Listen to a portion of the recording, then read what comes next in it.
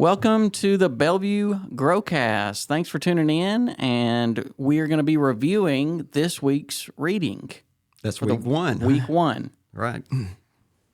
So we got some Genesis 1 through 6. We got a little chapter of Ecclesiastes, and we got First Chronicles 1 through 7. Yes. Yeah, and we got a few Psalms thrown in there, And too. some Psalms. Yeah, that's right. Psalm, I guess it would be Psalm I think 1 it's through 5. Yep. Yeah, something like that. But if you don't have your handy-dandy Bellevue January reading plan bookmark, you can pick one up in the foyer or in the coffee station. There's some upstairs in the classroom too, but it's a convenient way just to keep the reading plan. We'll have one of those each and every month. And then you can access the reading plan on our website under resources. And then I will be sharing a Google Calendar that you can download also, where you can put it into your calendar digitally, where it'll remind you what to read every day too. So we're saying there's no excuse. There's no excuse. We will have all forms of the Bible reading plan available to you. So let's talk about, first, let's talk about one of the highlights. Okay. My highlight in this week's reading was in Genesis 3, verse 15. It says, I will put enmity between you and the woman, and between your offspring and her offspring. He shall bruise your head, and you shall bruise his heel. And so in Genesis chapter 3, we have the fall of man. Genesis 1, of course, is one that a lot of believers are familiar with. God created the heavens and the earth, and then he created the sea and all the creatures, and then the culmination of his creation, of course, was man and woman. Right. And then he told them, of course, he gave them one command: don't eat of this one tree in the garden. And then they ate of that tree and disobeyed God, and that's when sin entered the world. This verse in chapter 3, verse 15, is God's response to that sin, to that disobedience entering the world. And it is the first time that the good news of the gospel is proclaimed. There's a fancy term for it. It's called proto-evangelion. I don't know if I pronounced that right. Probably didn't. You're close enough. But proto as in first, evangelion as in the good news, the promised good news.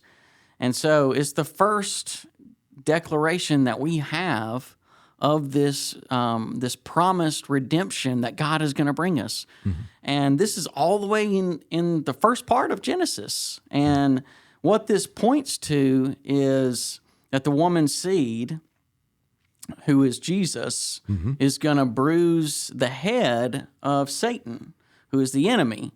But Satan is going to bruise his heel. And that points, of course, to Jesus' suffering on the cross and his suffering and shedding of blood for the remission of our sins. And so I just thought that this is such an incredible verse to highlight, because it's a promise to us. It's a promise to mankind right after they fail. And we are promised people. We are people of the promise. God is a God of promises. And this is something that we will see all through the Old Testament. And especially when we get to Genesis 12, he promises Abraham that he will make a great nation of him. And then, even in the New Testament, there's promises of Christ, like in John chapter 14, where he promises to prepare a place for us, and where he promises also in John 14 that he's going to come back again and take us to himself. And, all these different promises, we are promised people, and this is that first promise that we get of the good news. And I'm a big fan of the Genesis story, just the creation story, because I just think it's so neat to meditate on, one, God's active work in creation, but then you take it to Genesis 3, And you think about God had that plan already in place. He knew what we were going to do. He knew, the whole how it was going to work out. And he, it wasn't like, let me go, I'm going to go sit over here in the corner. I'm going to figure out what I'm going to do with you guys. Let me improvise here. Yeah. Maybe we'll do this. Maybe we'll, he had the whole plan. Yeah. So when, if you meditate on that a little bit, you just start thinking, man, my problems, the stuff, God's got it. There's nothing that's surprising, and there's nothing that's just going to shock him, and there's nothing that he can't control and work through with us, right? So, yeah, and that's a great point to bring up, that humanity, when sin entered the world and they disobeyed God, humanity made a mess of things. Right. But God is a God who takes our messes and fixes them, and He turns our messes and turns them into a message, where we can, testify on His goodness and just how great of a God He is. And, it's just amazing that, He's the only one that can do that. He's the only one that can take our mistakes and redeem them. That's right. Yep. All right. You want to move on to the next thing? Yeah. So when we was talking about the shadowing, when we find stuff that just doesn't, the stuff we want to walk past, maybe the stuff that we don't really want to talk about, and that's so we'll be hitting a lot of genealogies in the first week. I think all the First Chronicles readings are all genealogy types. Some of it's kind of land divisions of the Israelites, and there's also some genealogy in the Genesis readings that we'll do. And man, a lot of times, don't they just get boring sometimes? Yeah. I mean, when you start chapters of them. and you're doing begat this, and so did this, and this son was of this, and the Genesis ones are kind of neat in that, it's always, and then he lived 900 years, and then he died, and every one of them, it ends that way. But you start thinking, why not just skip those? What are you getting out of them? And it's not super easy to see, but one, we should say it's part of the Bible, so it's important, and we need to read it. There's something there, but there's some tidbits that you get, like the story of Enoch.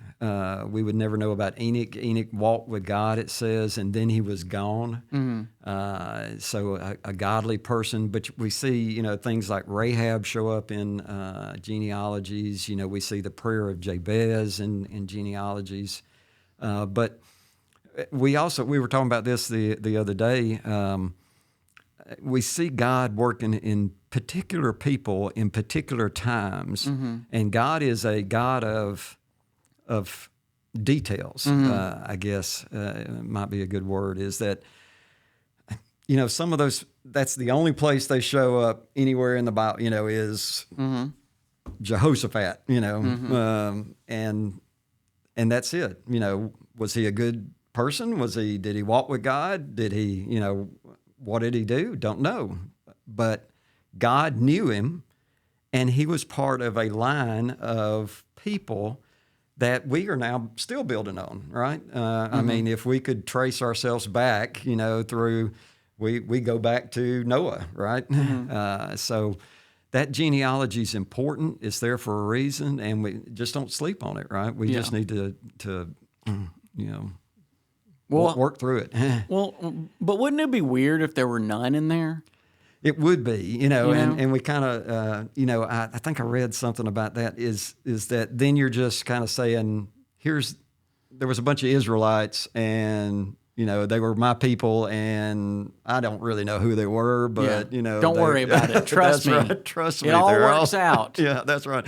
I knew most of those folks, and, but the history, and I was thinking the other day, and maybe it's not so much for us, but how precious that has to be for the nation of Israel to have that history. And look, they're still God's chosen people, right? And they have that detail there that reinforces that promise to them, I believe. So there's some good stuff. Well, just like the fact that there's real people's names in the Bible. Mm-hmm. It reminds me of Romans chapter 16 when Paul is, closing his letter out to the Romans. He thanks all these different people by name. Right. And I imagine those people who are sitting in the Roman church who are hearing this letter read out loud to them, and then they hear their name. Mm. And just how impactful that would have been for them. Wow. Yep. And so, God is a God that works in particular, and works in the particular of our lives too. And God, when He came incarnate as Jesus Christ, He was particular too. He was particularly a Jewish man, right? And He had to be, because that was the only way that God could redeem the whole world through Israel. Mm.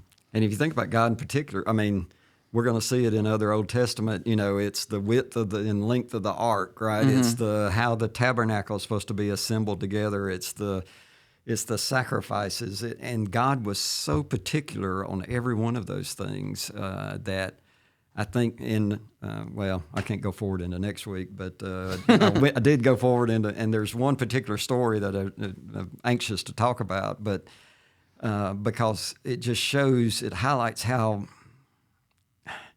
detailed God is and how important the things are to God, if that makes sense. Yeah, definitely.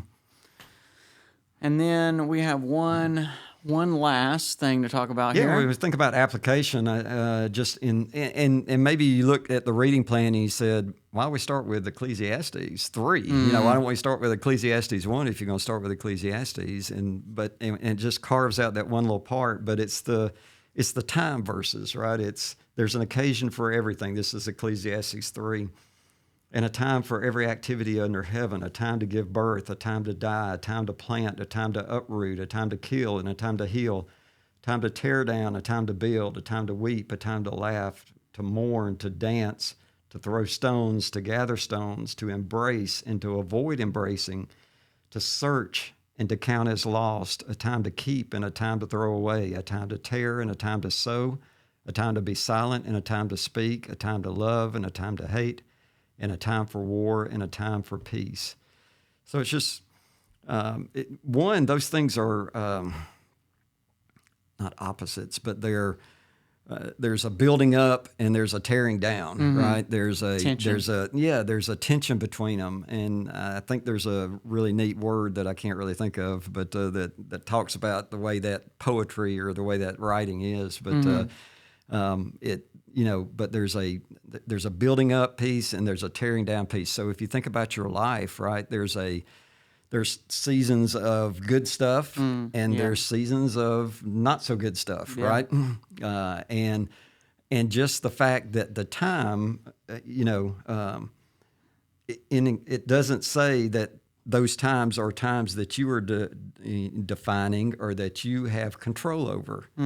Yes. God is in control of those times, and those seasons will come, right? And we want to hurry stuff up. We want God's timing to be our timing, and it's just not. Yeah. Right? Yeah. Well, we want to treat time as a resource that we can control. Right. Oh, yeah.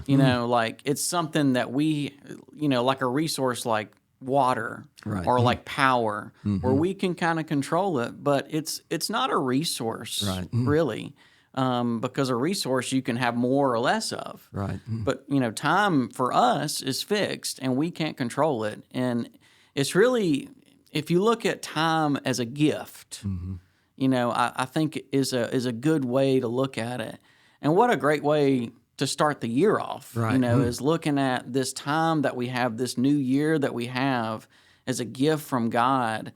And what better way to spend it than by studying His Word and trying to know more about Him. Right. I like the thought of time being a resource. Is it the book of James that we had where it's, you're basically a fool if you think I'm going to plan out my days. I'm going to say where I'm going to go and where I'm going to do business and how I'm going to do that. You're basically a fool for thinking that way. That time is not a resource. Time is something that is a gift from God.